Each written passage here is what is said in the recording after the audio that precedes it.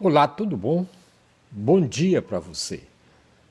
Hoje continuaremos falando sobre as forças do bem e do mal e o papel de Jesus de Nazaré nesse caminho. E eu sou o Jonas Luiz da Silva, vírgula de Capuí.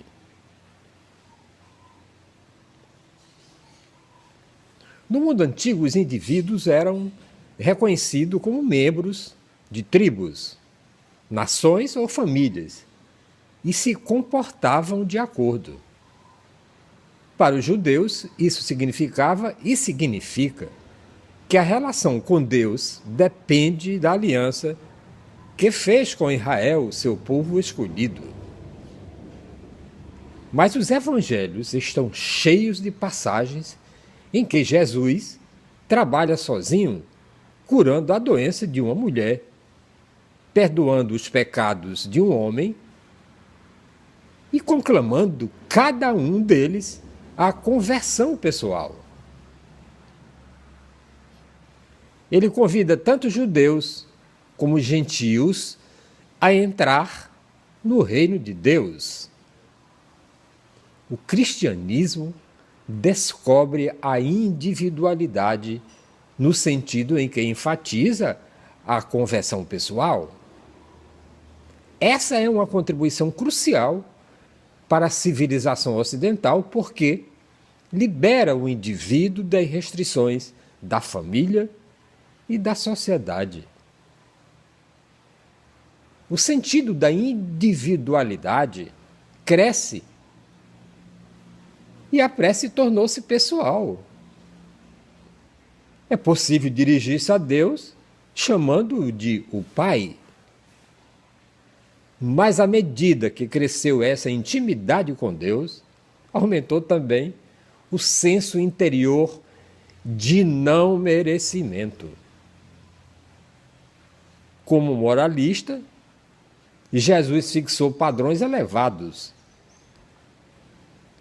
Aquele que olhar para a mulher do próximo como desejo, dizia, cometia adultério no seu coração. Nesse ponto, lasquei-me.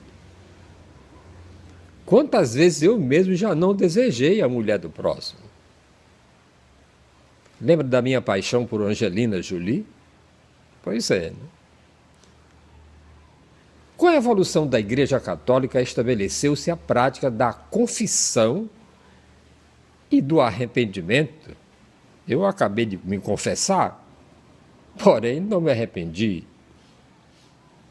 Mas é nas confissões de Santo Agostinho, que viveu entre 354 a 430, temos o primeiro grande documento da história, que Stendhal chama de consciência introspectiva do Ocidente.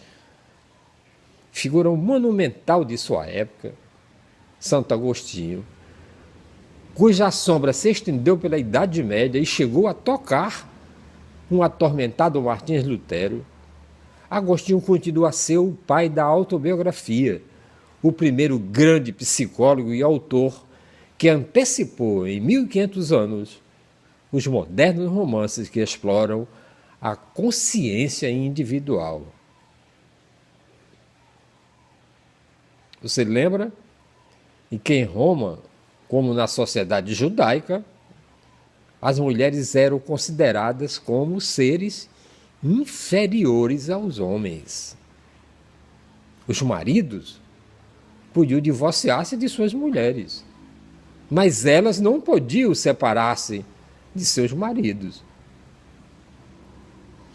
Nos círculos rabínicos, só os homens podem estudar a Torá.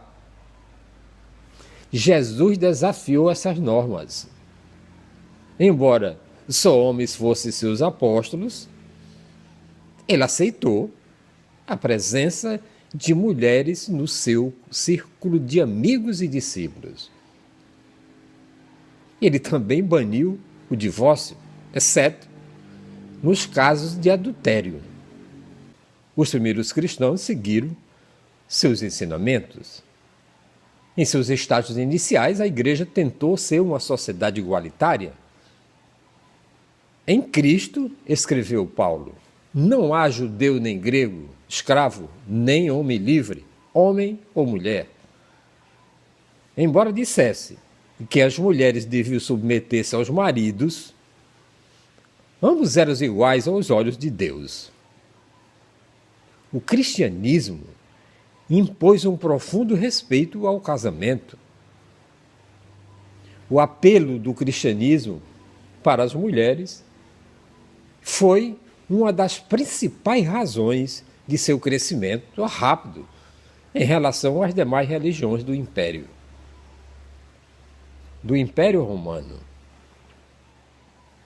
Naquela época, como agora, as mulheres constituíam a maioria dos cristãos. A nova religião não só oferecia às mulheres status mais elevados e influência dentro da igreja, como lhes dava proteção enquanto mulheres e mães.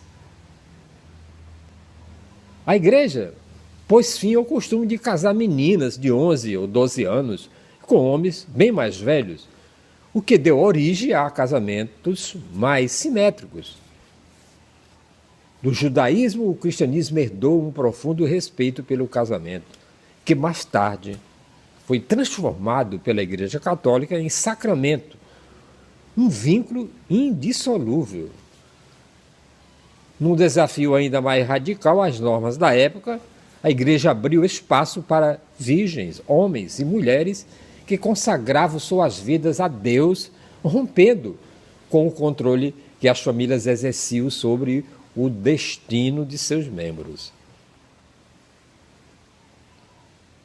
Homens e mulheres celibatários puderam, assim, ter uma identidade distinta do padrão de casamento e reprodução. A igreja também protegeu as crianças dos caprichos tirânicos dos pais. Pela lei romana, os pais tinham o direito de cometer infanticídio, e as meninas, que eram consideradas apenas como mais uma despesa, eram as principais vítimas.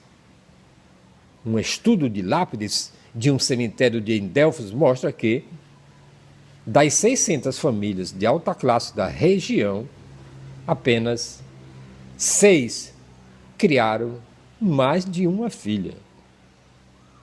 Desde o início, a igreja condenou o aborto, prática que frequentemente matava ou esterilizava as mulheres. De forma indireta, o cristianismo transformou a definição de masculinidade no mundo antigo. Em vez da imagem do guerreiro, Jesus aconselhou os homens a serem pacificadores, a oferecer a outra face.